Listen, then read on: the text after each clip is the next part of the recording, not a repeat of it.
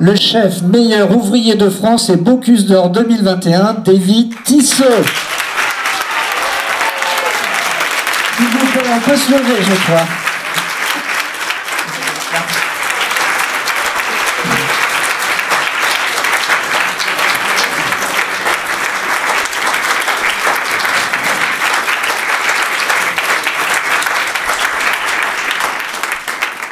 On regarde une vidéo et ensuite on va partager un magnifique moment.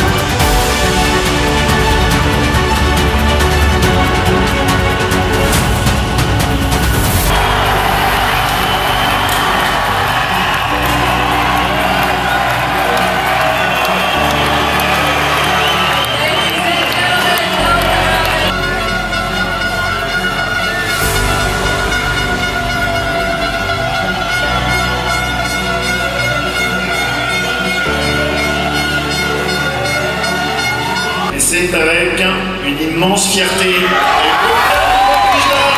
à David Tissot.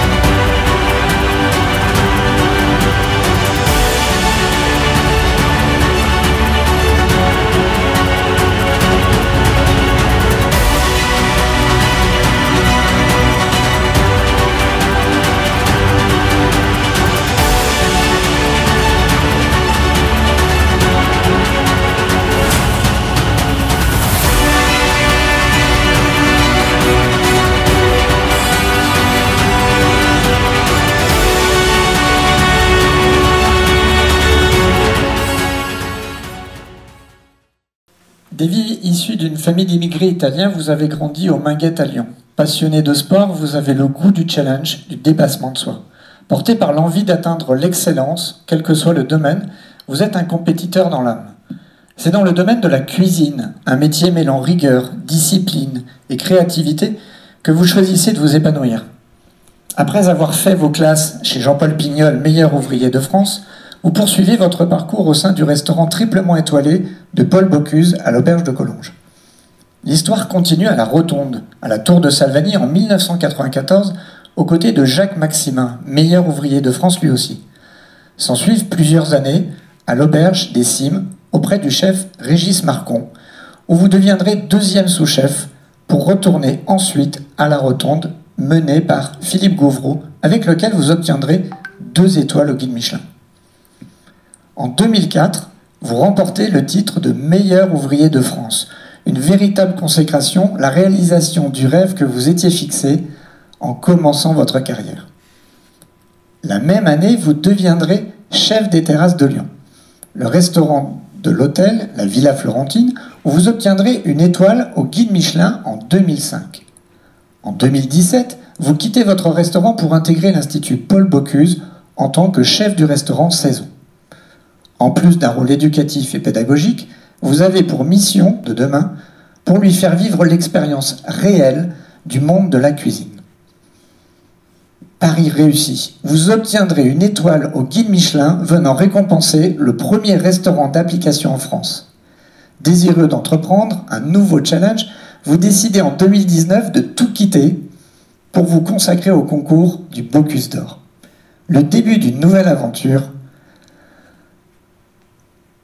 soutenu par la Team France, présidée par le chef Serge Vieira, 2 étoiles et Bocuse d'Or 2005, accompagné de votre commis officiel Arthur Debray et de votre coach, le chef Johan Chapuis, vous remportez le Bocuse d'Or 2021, le concours de gastronomie le plus prestigieux dans le monde. 5h30 d'épreuves non-stop, pendant lesquelles vous avez réalisé un plateau autour du paleron de bœuf et une box takeaway autour de la tomate. Une victoire pour la France qui n'avait pas accédé au podium depuis 2013. Je crois qu'on peut encore applaudir ce parcours.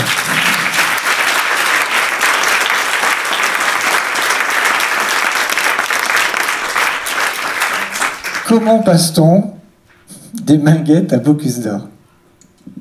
Bonjour à tous, toutes et à tous déjà.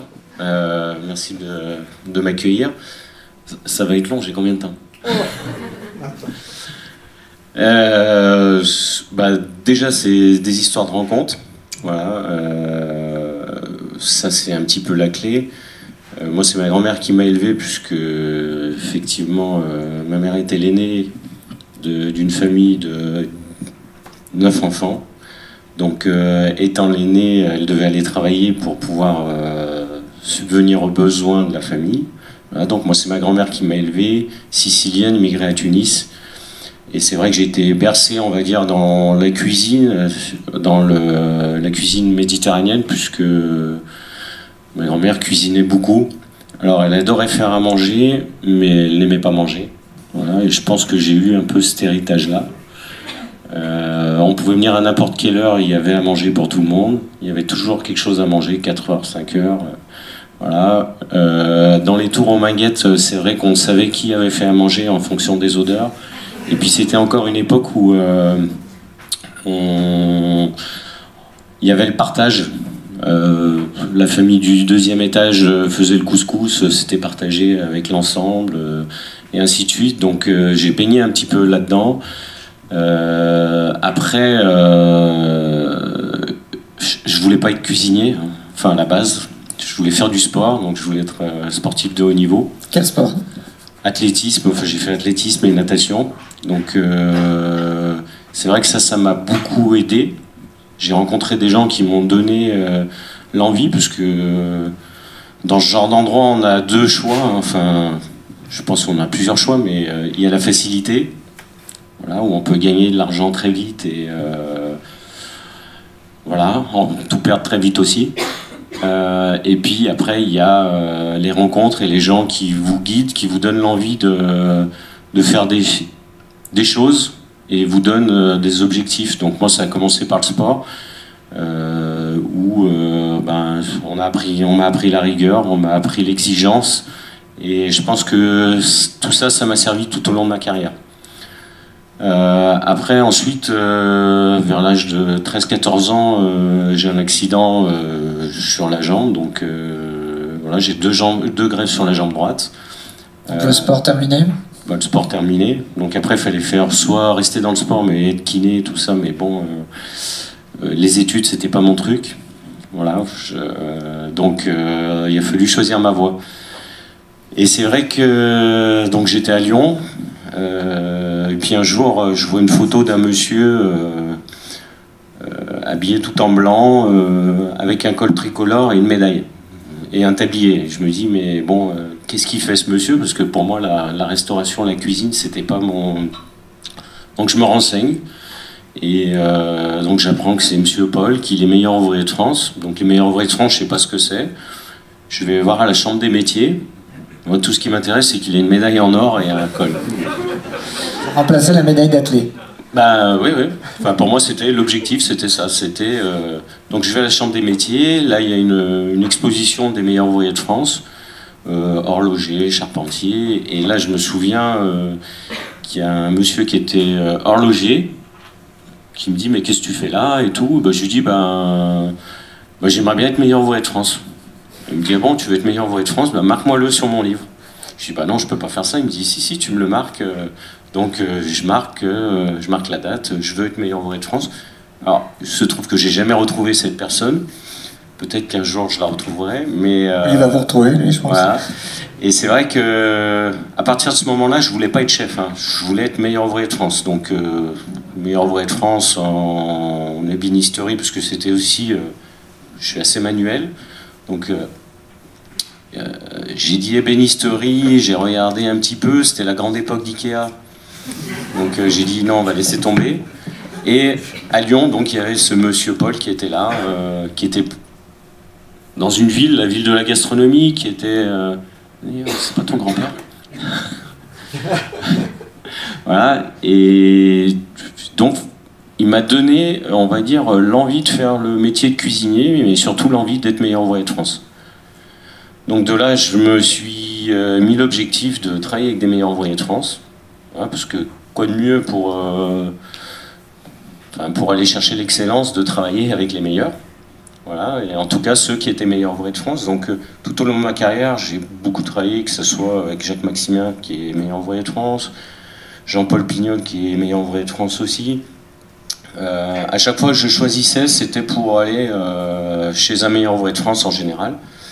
Régis Marcon, ça a été, il faisait beaucoup de concours et puis en 95 il gagne le Bocuse d'Or. Donc c'était aussi un parcours qui m'intéressait. En 2004, donc j'avais dit à ma mère, j'avais 15 ans, je lui ai dit à 30 ans je ferai quelque chose. Voilà. Je ne savais pas quoi. Ça lui laissait un peu de temps. À 30 ans je ferai quelque chose et donc c'était le 28 janvier, je crois. Ouais, 28 janvier 2004 ou 29. Donc ça fait 18 ans.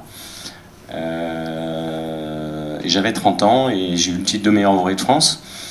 Ma plus grande fierté, c'est vrai que j'ai commencé chez Monsieur Paul et c'est Monsieur Paul qui m'a remis ma veste de meilleur ouvrier de France.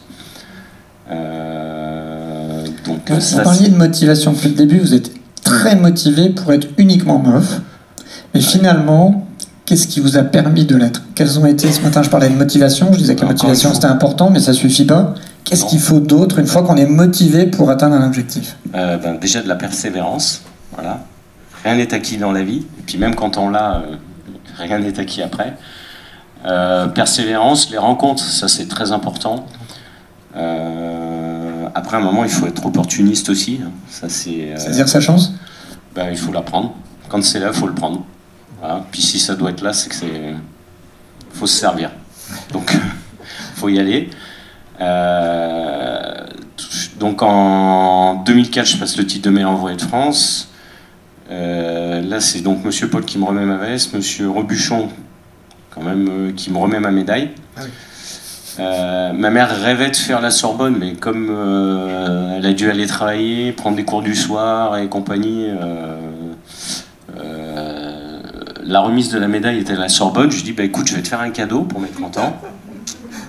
Et puis moi, vu que j'étais pas très doué à l'école, ça m'a fait Un petit clin d'œil. voilà, un bon kiff. En fait. Je lui dis, bah écoute, je vais t'emmener à un endroit, tu vas voir, c'est sympa. Et donc, à la Sorbonne, je l'ai emmené. Alors là, elle était aux Anges, et puis après à l'Élysée, puisque Jacques Chirac nous remettait la médaille de meilleur ouvrier de France à l'époque, puisque c'était lui le président. Et là, je me suis retrouvé donc avec un titre de meilleur ouvrier de France. À ce moment-là, vous dites que M. Paul a un rôle fondamental déjà dans cette première réussite. De toute façon, à partir du moment où j'ai décidé d'être meilleur ouvrier de France et qu'il m'a donné cette envie d'être meilleur ouvrier de France, pour moi, tout au long de ma carrière, il a un rôle... il me donne une trajectoire. Et ça c'est très important d'avoir... Enfin, moi, il m'a pas beaucoup parlé pendant toute ma carrière, hein, mais je sais qu'il était là. Je sais que, par exemple, la place à la Villa, il savait avant moi que j'allais avoir la place. La place à Saison, il savait avant moi que j'allais avoir la place. Donc, non, c'était vraiment... Une rencontre fondamentale. Oui.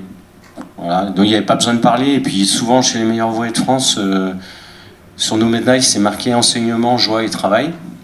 Voilà. Et le travail d'un meilleur ouvrier de France, c'est aussi de transmettre les choses. Alors, les transmettre, alors il y a les choses qu'on va montrer, mais il y a les gestes qu'on va pas forcément montrer, qu'il va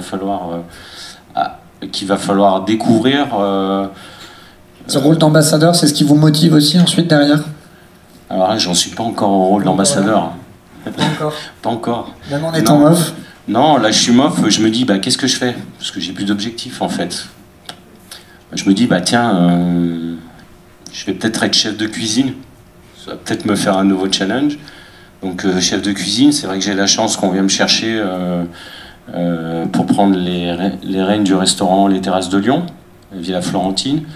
Donc vous avez 30 ans, c'est quand même un gros bateau, puisque c'est à peu près une quarantaine de personnes à gérer.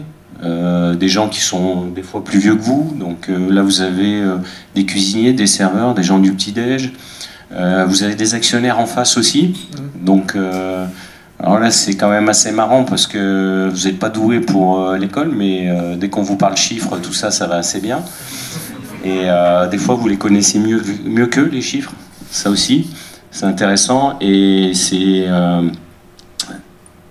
pour moi ça a été aussi un autre apprentissage, et voilà, on apprend plus vite sur le terrain. Enfin, j'ai eu un autre parcours et j'ai appris plus vite sur le terrain. Il faut savoir, quand on a le titre de meilleur ouvrier de France, on a le niveau Bac+2. Voilà, donc moi je sors quand même d'une école hôtelière à Vénissieux où j'ai qu'un CAP en fait. J'ai fait quand même 2 5e et 2 6e aussi, faut préciser. Bon, après, le CAP c'était en 3 ans, je l'ai fait en 2 ans, candidat libre que j'ai eu.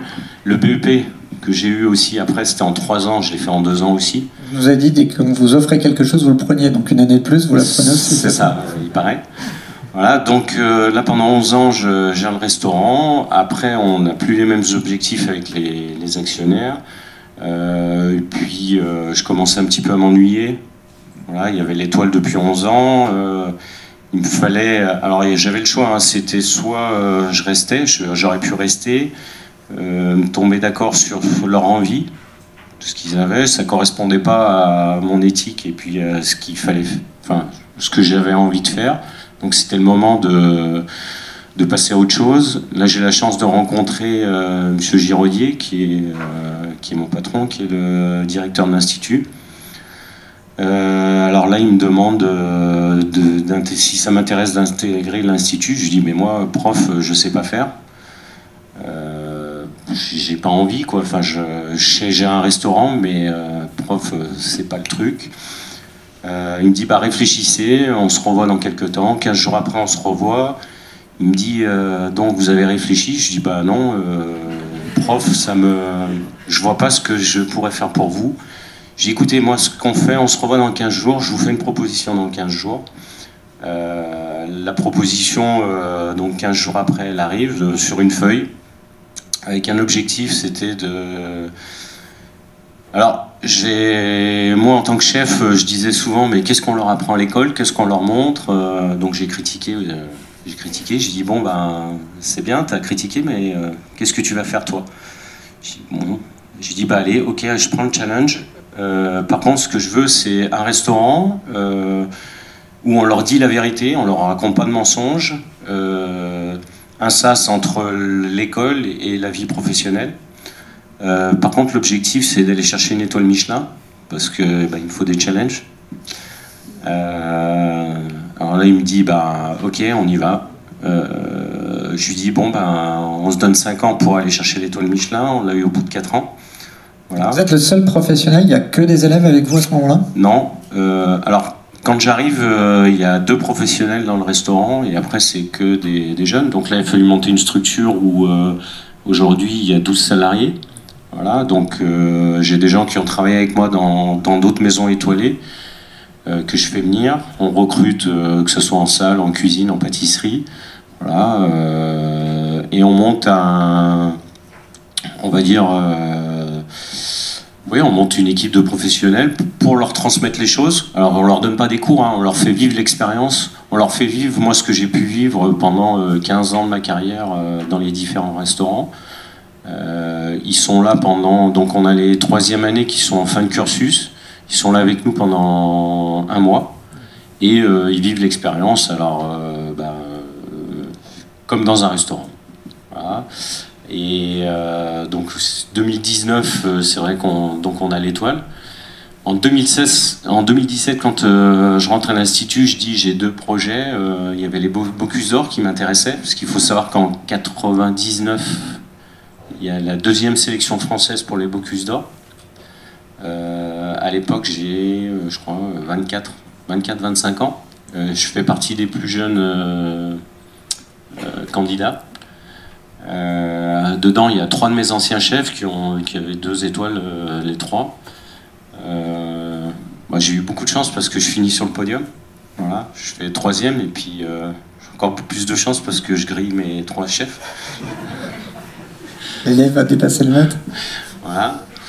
Non, mais après, c'est avec beaucoup de respect et d'humilité que je dis ça parce que pour moi, c'était une grosse pression quand je suis arrivé.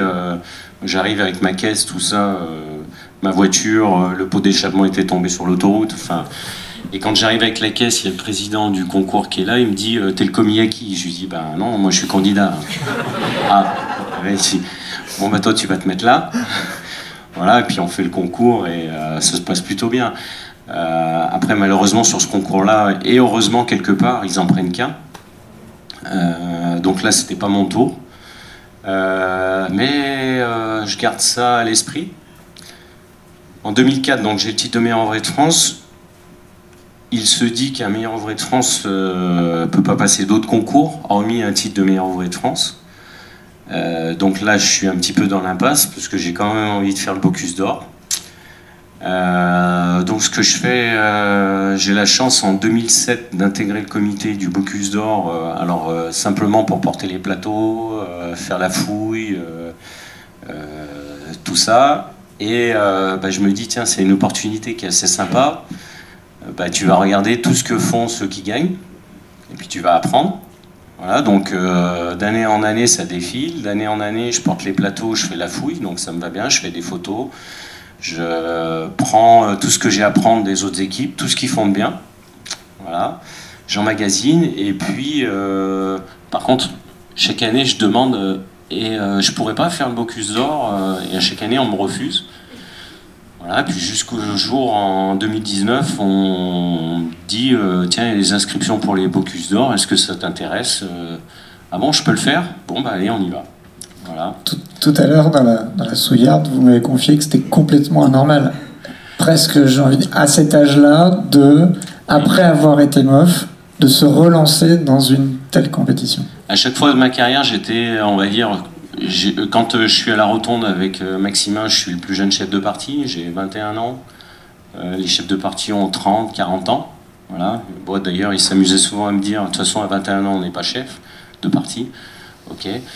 La première fois que je fais le Bocuse d'Or, la sélection française, je suis le plus jeune, et il se trouve que là, pour le coup, c'était moi le plus vieux, et je crois que je suis le plus vieux lauréat des Bocuse d'Or. Voilà. Mais bon, c'est pas grave, j'aime bien être le premier. Le premier MOF a passé le concours, puisqu'il a fallu aussi... j'ai eu un petit peu la foudre de certains MOF qui voulaient pas que je fasse le concours aussi. Mais bon, c'est pas grave. Ils sont allés contrôler si j'avais le droit de le faire, voilà, dans les statuts.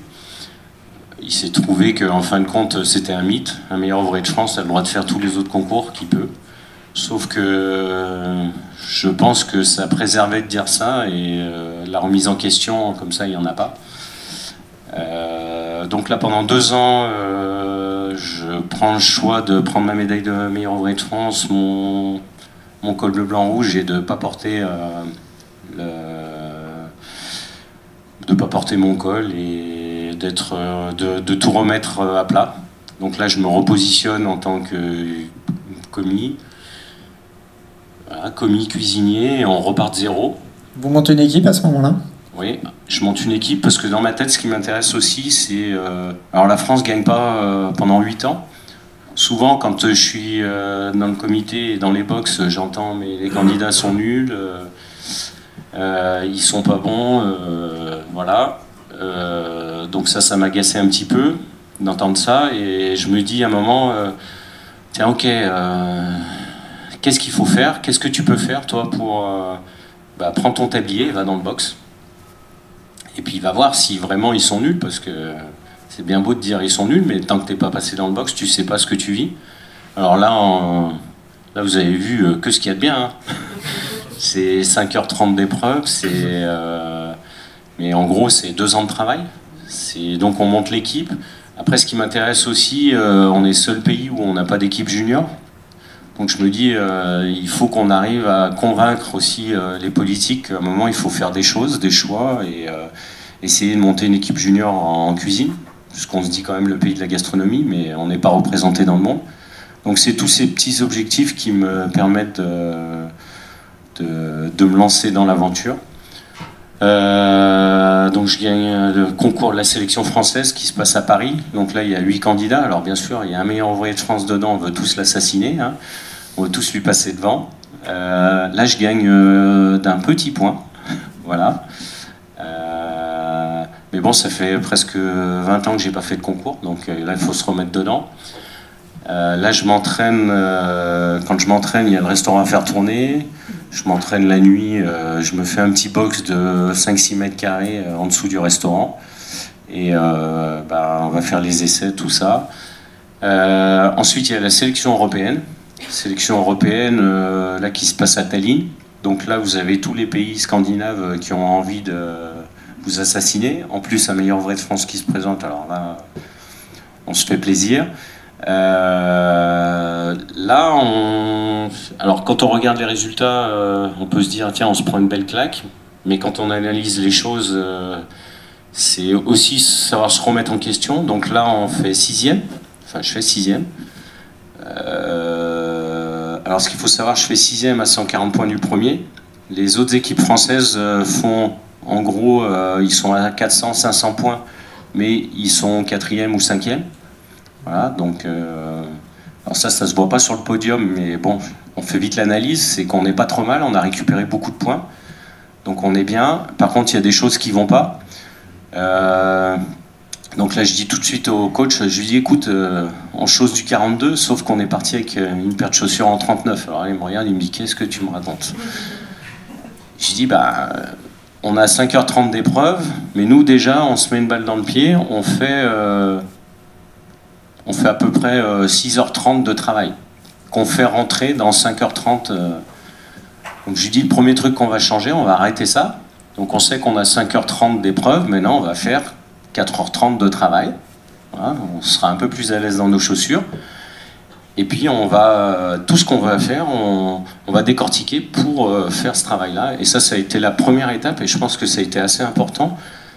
Le fait de ne pas gagner sur l'Europe a permis de se remettre en question. D'analyser ses échecs. D'analyser. pas un échec, une analyse. Là, il fallait prendre, ce qui était important, c'était de prendre le ticket pour le monde, parce qu'ils prennent 10 pays. Le Bocuse d'Or, c'est 70 pays dans le monde au départ. Et après, il y a 3 sélections. Il y a sélection européenne, sélection Asie, sélection Afrique et sélection les 2 Amériques. Donc 4 continents. Sur l'Europe, on sait qu'on a déjà 6 équipes qui sont scandinaves. Voilà, donc on va dire c'est un peu ceux qu'il faut aller chercher. Ils ont un très bon niveau. Et donc, moi, pendant de 99 à 2019, c'est les candidats sur lesquels j'ai le plus analysé les choses. Je suis aussi allé les voir. Je suis allé dans leur pays. Je suis allé manger dans leur restaurant. J'ai essayé de comprendre, en fait. Le plus important, c'est de comprendre comment est l'autre pour pouvoir... bon, enfin, de toute façon, c'est comme dans une guerre, hein, c'est comprendre l'adversaire pour gagner. Voilà. Et ce qui m'intéressait, une fois que j'ai eu ça, c'était de remettre notre identité française dans le plat, notre savoir-faire, parce que souvent on a honte, en France, je ne sais pas pourquoi, on a honte de notre savoir-faire et je sais pas. Enfin, je sais pourquoi, mais... Et je fais aussi un travail, pendant 2 mois, je pars à l'étranger où je fais un restaurant 2 ou 3 étoiles dans le monde. Voilà, donc tous les jours. Alors moi qui n'aime pas manger, je dis pas, mais je mangeais qu'une seule fois par jour. Et... Hein? Mais je vais le refaire. Je vais t'inviter. Et là, encore une fois, c'est pour analyser et comprendre. Parce que dans les jurys, vous avez 24 pays. Et l'idée, je pense, c'est ce qui a fait la différence, c'est que j'ai mis une note de chaque pays, en tout cas de chaque représenté de pays, dans le plat. Tout en gardant notre identité. Voilà. Pour prendre un exemple, il y a des cuisines qui sont très très bonnes. Vous avez alors la cuisine chinoise qui est très bonne. Le problème de la cuisine chinoise, elle est très typée. Ça plaît ou ça plaît pas. Et par exemple, à mon avis, c'est une cuisine qui ne pourra pas gagner le Bocuse d'Or parce qu'elle est trop typée. Et si demain ils veulent gagner le Bocuse d'Or, il va falloir qu'ils ramènent leur cuisine à tous les autres pays, sur tous les pays européens, parce que c'est ceux qui sont le plus représentés. Il y a quand même 10 pays représentés de l'Europe. Donc s'ils ne ramènent pas ça, ils ne pourront jamais gagner le Bocuse d'Or. Donc toutes ces analyses-là, il a fallu... c'est comme nous, la cuisine française. Quand je fais ce voyage, je m'aperçois qu'en fait, elle est beaucoup copiée. Alors, je vais en Scandinavie, par exemple. Vous savez, la vieille porcelaine de mamie, là, avec les fleurs et la dorure qu'on ne veut pas mettre, nous, dans nos restaurants. On a honte, on nous dit, oui, c'est vieux, c'est ringard. Eux, ils l'utilisent. Puis nous, ce qu'on fait, on essaye de les copier, on fait des assiettes en terre pour leur ressembler, mais eux, ils n'utilisent pas d'assiettes en terre. C'est un petit peu bizarre. Ils font des crêpes Suzette en Asie. Nous, on n'en fait plus. Parce que c'est trop compliqué. Et en plus, c'est pas les meilleurs que j'ai mangés. Mais bon, ils ont 3 étoiles. Et voilà. Donc je m'aperçois qu'en fait, ils s'approprient beaucoup de choses qui sont à nous. Les pays scandinaves, leur base de sauce pour le poisson, c'est le beurre blanc. Mais ça vient de chez nous. En Asie, quand on fait le concours Europe, il y a plein de choses comme ça, où dans les intitulés, c'est sauce Nantua. Eux, ils n'ont pas honte d'utiliser notre savoir-faire, mais nous, on a honte. Donc ce qui m'intéresse là, c'est de remettre tout ce savoir-faire dedans,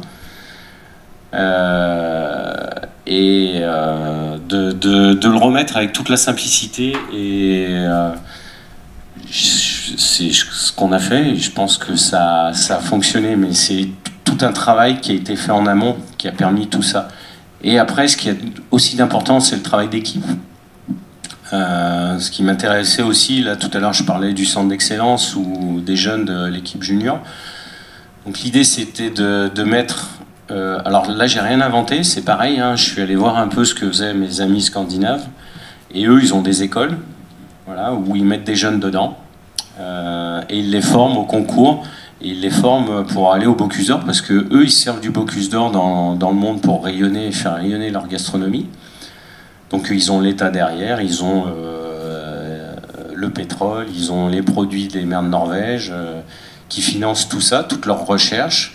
Donc ce qui a permis, et c'est pour ça qu'aujourd'hui ils sont toujours bien placés dans les podiums, c'est parce que à la source ils forment les jeunes, ils vont détecter les jeunes, hein, comme au sport, et ça ils l'ont bien compris. Et donc l'idée du centre d'excellence, c'est aussi ça, c'est aujourd'hui de mettre des jeunes. Donc là dans l'équipe, on était à peu près 7, vous les avez un peu tous vus dans... Voilà, ils étaient tous un peu soucieux. Votre jeune commis, il a 22 ans, c'est ça? Voilà, Arthur a 22 ans. Arthur, pour moi, c'est un futur candidat. Donc voilà. Aujourd'hui, il y a Naïs qui a gagné le concours France, il n'y a pas longtemps, qui faisait partie de l'équipe. Naïs, la petite histoire, c'est qu'au départ, je la voulais comme commis, mais elle était vieille de 3 mois, puisqu'il y a un âge quand on est commis. Il ne faut pas dépasser 23 ans le jour du concours monde. Donc elle était trop vieille. Je lui dis bah écoute, tu restes quand même dans l'équipe. Ce qui m'intéresse, c'est que demain tu sois candidate. Alors je voulais pas tout de suite, mais après. Là, elle a eu l'opportunité. Elle a remporté le concours France avec 300 points d'avance sur le deuxième, donc ce qui est quand même énorme. Moi, j'avais qu'un point. Bon, il a 300. Et donc voilà, c'est aussi préparer les futures générations au concours, à l'excellence, à ce qu'on veut, mais en tout cas, c'est surtout à l'engagement et au dépassement de soi. Après, moi, j'ai beaucoup pris exemple sur le sport. J'ai travaillé de la même façon pour me préparer et pour les préparer aussi, parce que c'est quand même... physiquement, c'est quand même assez dur. Vous êtes là pendant l'épreuve, on est 22 heures, moi j'ai fait le calcul, ouais, 22 heures dans une bulle, mais complète. Mais dans votre bulle, vous devez être 3. Puisqu'il y a un coach qui est en face de vous, il y a le commis qui est avec vous. Alors c'est pas chacun sa bulle, là, vous les mettez dans votre bulle et vous êtes ensemble dans la bulle et vous avancez. C'est pareil, c'est ce qui a fait la réussite. Je pense c'est qu'on était très concentrés et on savait ce qu'on avait à faire. Là pour le coup, on avait pris du 43. Voilà, donc on était bien, on avait une taille au-dessus. Et à la fin du concours, au début du concours, j'avais mis ma médaille de meilleur ouvrier de France dans mon tiroir. Voilà, je l'avais rangée. Et à la fin du concours, j'ai regardé mon coach. Je n'avais pas les résultats, hein, mais c'était pas. J'ai repris ma médaille et je lui ai dit, bah écoute, quoi qu'il arrive et puis quoi que pensent les autres, je me réauto-proclame meilleur ouvrier de France. Et celui qui a quelque chose à me dire, qui vienne me voir. Donc je me suis réauto-proclamé pour la 2e fois. Donc là, j'ai eu mon titre de meilleur ouvrier de France pour la 2e fois. Et puis voilà, et puis après, ben, la suite, c'est une longue attente. Et puis le résultat où on annonce que la France est sur le podium, et puis avec l'or. Là, je crois que c'est une très grande fierté d'avoir réussi ce challenge. Mais de l'avoir réussi en équipe. Pour moi, c'était vraiment le travail d'équipe. Voilà. Merci.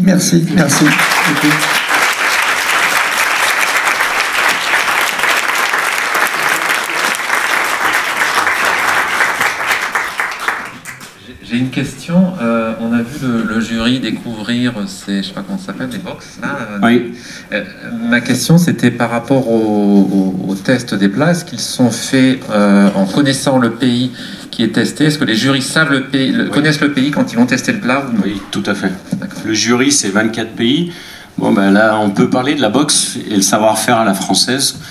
Alors typiquement quand je reçois le sujet, on me dit il va falloir que tu fasses de l'emporter, takeaway, oula, c'est pas ma culture. En plus le challenge c'était que la boîte soit 100% naturelle ou 100% recyclable. Voilà. À l'intérieur, entrée, plat et dessert autour de la tomate. Donc un vrai challenge. Tout autour c'est de la marqueterie de paille. La colle utilisée, c'est pareil, on est revenu sur des techniques anciennes qui étaient utilisées par les marketeurs sous Louis XIV, puisqu'ils utilisent, oui, ou ils utilisaient de la colle à base de poisson. Voilà. Donc on a réutilisé ça. Les peintures, c'est une peinture qui a été créée, il n'y a pas de produit dedans, on est sur du charbon et on est sur du curcuma. La paille, c'est une paille qui est sur des blés anciens aussi. donc, qui est à Tournu. C'est une jeune meilleure ouvrier de France en 2019, Marquette Ripaille, qui a fait la marqueterie autour. On a voulu aussi ramener un côté moderne avec la boxe. L'idée, c'était la boîte à chapeau Louis Vuitton ou voilà. Le côté moderne, c'était, on a utilisé du fil de soja pour faire le dur. On pourrait avoir le sentiment que c'est du plastique, mais c'est du fil de soja. C'est fait sur des machines en 3D. Voilà. Pareil, l'école utilisait Poisson. Donc il y a eu tout ce travail de recherche et de technologie. Il n'y a aucun gond en acier qui maintienne la boxe. Le couvercle, c'est le cercle que vous voyez là, et en haut. Et c'est le système qui était utilisé dans les commodes Louis-Philippe, où vous saviez, vous avez des tiroirs on a récupéré le même système, donc il n'y a pas du tout d'acier, et c'est vraiment 100% naturel. Recyclable et réutilisable. Voilà, on peut laver, on peut faire... voilà, donc modèle déposé. C'est le bento à la française. Non. Non, c'est la boîte à emporter à la française. Voilà, le bento est japonais, donc on va le laisser aux japonais. Et nous, on a notre boîte à emporter. Voilà. Ce qui m'intéressait aussi, c'était le service de la table, l'art à la française. L'idée du set de table, en fait, c'est 3 pieds qu'on met devant. Donc on pouvait étaler les 3 pieds qui se mettent devant, et les assiettes étaient devant. La tomate, c'est pareil. La tomate, on avait des tomates imposées, donc qui poussent en serre en France. Au départ, on décide de faire des tomates. Je plante des tomates en Saône-et-Loire, j'en plante un peu de partout, puis au final je me dis, bah attends, on va utiliser que leurs tomates, parce qu'en fin de compte, par contre, on a récupéré que des recettes, alors surtout la tomate farcie, parce que je voulais faire à la base une tomate farcie, qui est un plat quand même emblématique, voilà, ça c'était le plat chaud. Et en fait, ma grand-mère faisait les orecchiette, elle me disait toujours, un orecchiette, c'est bon quand il y a une sauce tomate pas trop liquide pour que la tomate rentre dedans, et quand vous croquez, vous avez... Et puis ça faisait un mois que je travaillais sur la recette, je trouvais pas la recette, et un jour, en fin de journée, je suis dans le box, je suis assis dans le box parce que j'en ai marre, j'ai coupé de la tomate dans tous les sens, j'en ai marre, je me pose 10 minutes. Là, je me relève, je prends les tomates, je dis allez, on enlève la peau, on coupe en deux, on enlève les pépins, on met un peu d'huile d'olive, du sel, du poivre, et on met ça au four. J'ai mis ça 20 minutes au four, je ressors, qu'est-ce que je vois? Je vois des orecchiette, enfin la forme des orecchiette, les veines qu'on peut voir dessus quand c'est fait avec la main. Et je dis, attends, ma grand-mère m'a dit un jour, faut que ça soit rempli. Je dis, bah tiens, on a une farce de gambas à faire, on va la mettre dedans, donc je fais qu'un côté. Je dis, ah tiens, c'est pas bien joli, on va faire de l'autre côté. Là, je les reproche, je dis, ah bah tiens, j'ai ma tomate farcie et mes orecchiette qui sont là, et ce plat-là, au bout d'un mois, il ressort comme ça, en fin de compte. Voilà, c'est le truc énorme. Le dessert, alors moi... Ouais, on est dans l'innovation sans oublier ses racines et son savoir-faire, puisque quelque part c'est un peu la recette de la grand-mère, on va dire ça comme ça. La tomate farcie, alors en ce moment mes amis scandinaves font tout un speech sur les fermentations. Alors, on a l'impression que c'est tout nouveau, puis les journalistes ils font bien... Voilà, il faut savoir que la fermentation ça existe depuis des millénaires, hein, que ça soit déjà chez les Romains et que ça soit en Corée ou en Asie. Et là, ma grand-mère faisait des bocaux de tomates. J'ai dit, on va prendre la tomate, on va mettre un peu de jus de cassis, un peu de jus de tomate dedans, donc le centrifugeuse, je mets tous mes ingrédients dedans, et on va mettre la tomate, dedans. Ce qu'on fait aussi, je me rappelle un jour, je vais en Amérique du Sud et je mange chez des gens, et puis en Amérique du Sud, ils cuisinent, les Incas cuisaient à la chaux. Et j'avais vu qu'en fait, ça redonnait un aspect un peu à la tomate, je dis, et une structure à la tomate, enfin, au produit en tout cas utilisé. Je dis, bah tiens, je vais utiliser aussi cette technique-là, je prends, Et donc là, on fait la tomate, mais le plus pur possible. Je récupère la cuisson au bout d'un certain temps. Enfin, là où la tomate a fermenté, je fais un glaçage, je le mets sur la tomate. Et là, en fait, on découvre, quand on goûte la première fois, on a l'impression d'avoir un bonbon dans la bouche, un bonbon de tomate. Pas évident à trouver, puisque c'est considéré comme un fruit, puisqu'il y a une fleur. De trouver mais c'est pas très sucré, la tomate, quelque part. Et puis surtout celle-ci. Et là, on arrive à trouver le bon équilibre. En fin de compte, donc c'est les bocaux de la grand-mère qu'on utilise pour faire la tomate. Et l'entrée, c'est un quartier de tomates. Je voulais faire, moi je voyais ma grand-mère couper les tomates. Je disais toujours, ah c'est pas beau, mais qu'est-ce que c'est bon. Voilà, avec le filet d'huile d'olive. Et là, on a reconstitué un quartier de tomates et j'avais vraiment envie de donner toute la noblesse à ce quartier de tomates. Donc on décide d'enlever les pépins, on enlève les pépins, on enlève le côté un peu gélatineux et on reforme, on fait une autre tomate brûlée sur un barbecue et on reforme une gelée qui a la forme, la couleur de l'intérieur de la tomate. Et on fait des graines de moutarde fermentées qu'on met dedans, voilà, pour remplacer les pépins. Et en fait, ils avaient un quartier de tomates. Voilà, tout simplement. Donc là, l'entrée, c'était le quartier de tomates. Voilà, et ce qui nous a permis de gagner. Tout simplement.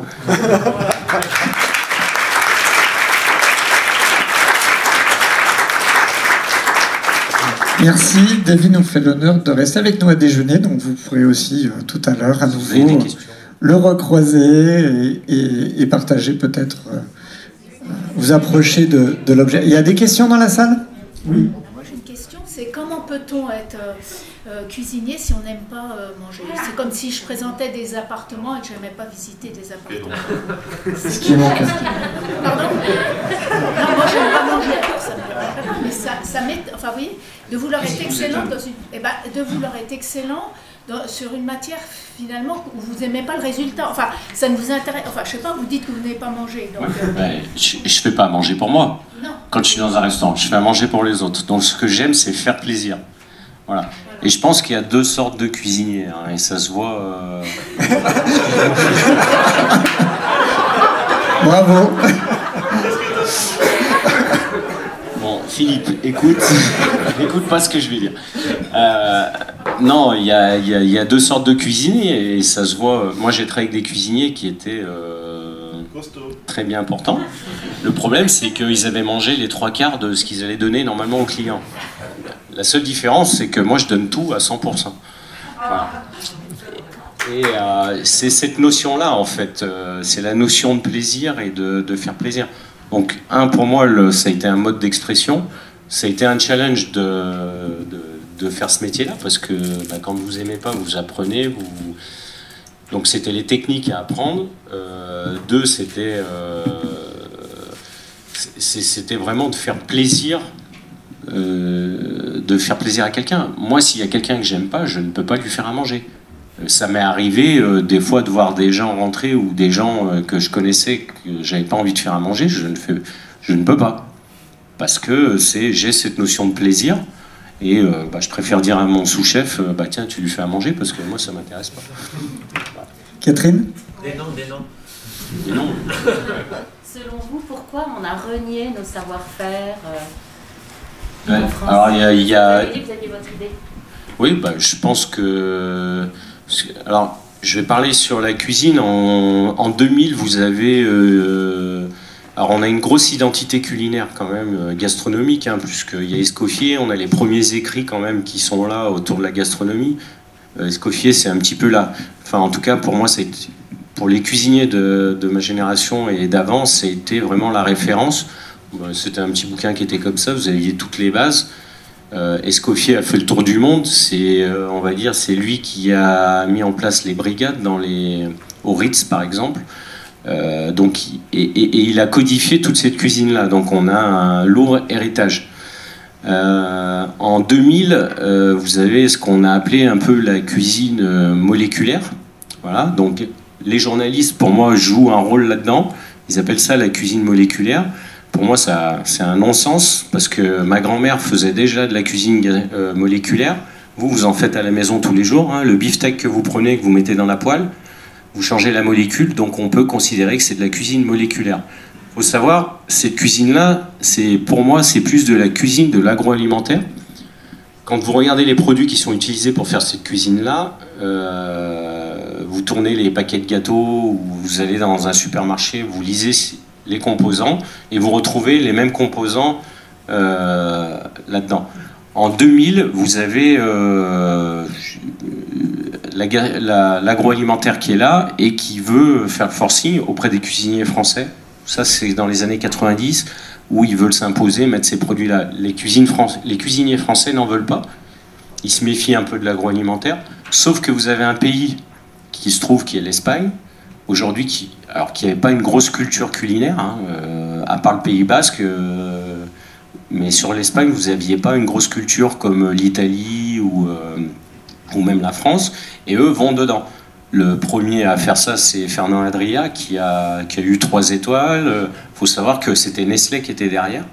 Voilà. Et donc, il travaille avec des scientifiques. La base, c'est ça. Il y a une R&D derrière, il y a des scientifiques. Moi, quand je prépare le concours, je passe pendant 2 mois, j'ai des scientifiques qui viennent aussi, où on travaille sur les textures, les goûts. On utilise aussi ces produits-là.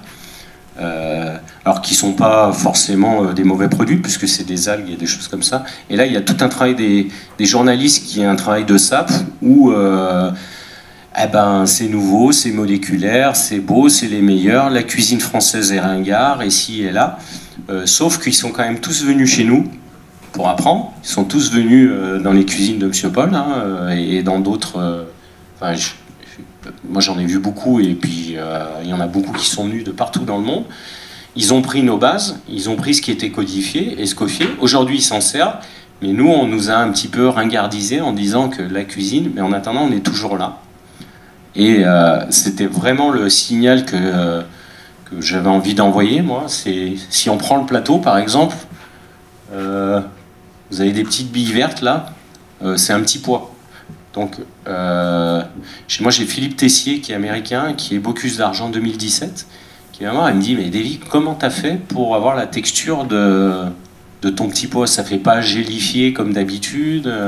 J'ai regardé, je lui dis, bah tu sais quoi, c'est juste une béchamel de petits pois. J'ai fait une béchamel de petits pois pour faire le... Alors, encore une fois, c'était le travail avec les scientifiques qui m'ont permis de pouvoir avoir cette texture, mais j'ai pas utilisé la technique que du produit. J'ai utilisé le savoir-faire français, qui est la béchamel, les techniques françaises, et j'ai ajouté la note, on va dire, un peu plus moderne pour avoir une texture et pour pouvoir reconstituer un petit pois. Et avec le goût du petit pois, avec une difficulté, le petit pois, il est bon seulement 15 jours. Quand vous le goûtez, au bout de 15 jours, il commence à travailler et il a ce côté un peu farineux. Mais le meilleur moment, c'est quand vous le prenez sur la cosse, les 15 premiers jours, et là, vous avez l'impression de manger. Et il a fallu retrouver, quand vous faites le concours, c'est fin septembre, retrouver la texture du petit pois. Donc on a enlevé, nous, tout ce qui n'était pas bon dans le petit pois, c'est-à-dire la fécule. On a réussi à extraire, alors il fallait faire le challenge pendant le concours, extraire cette fécule qui n'est pas bonne en goût pour récupérer vraiment que le meilleur du petit pois. Donc moi, j'ai pas honte aujourd'hui de notre savoir-faire. La raviole d'artichaut, c'était un des plats que j'aimais pas. Ma mère me faisait quand elle cuisinait. Artichaut, vous savez, bouilli, là, avec le foin pas bon. Après, j'ai rencontré Maximin et il me fait une barigoule d'artichaut. Donc c'est quand même un plat qui est niçois, qui a du goût. Et la raviole, l'idée, c'était de refaire le cœur d'artichaut sur la base de la barigoule. Donc j'ai pris la barigoule, j'ai fait une barigoule classique et j'ai récupéré tous les éléments et on a extrait que le jus et on a enlevé tout ce qui n'était pas bon parce que vous avez l'illuline qui est une fécule qui se trouve dans l'artichaut aussi qui donne un peu ce côté farineux qu'on a enlevé et on a reconstitué un cœur d'artichaut en fait. Voilà. Mais on est parti sur des bases françaises, la barigoule, la béchamel, le paleron de bœuf. Vous voyez en haut là, où là on a l'impression que c'est un millefeuille, mais là pareil, je suis parti sur une recette. Ma grand-mère faisait le paleron de bœuf au barolo. Voilà. Donc j'ai repris cette recette-là, on l'a fait confire. Dessus, on a l'impression que c'est un millefeuille et que c'est tranché en millefeuille, mais c'est juste l'illusion. Ça, c'est le savoir-faire C'est ce que j'ai appris avec les meilleurs ouvriers de France. Mais quand on regarde, en fait, à l'intérieur, c'est confit et sur le dessus, vous avez un petit millefeuille. Voilà. Donc tout ça m'a permis de travailler. Et encore une fois, aujourd'hui, moi, là, j'ai la chance de pouvoir voyager un petit peu dans le monde entier. Et beaucoup de gens, le retour que je m'aperçois, c'est que assez bien parce que t'as redonné un coup de jeune à la cuisine française, mais j'ai rien donné. Je me suis juste servi et on a essayé de la simplifier le plus simplement du monde. Bien, merci beaucoup de représenter la France dans le monde entier. Merci.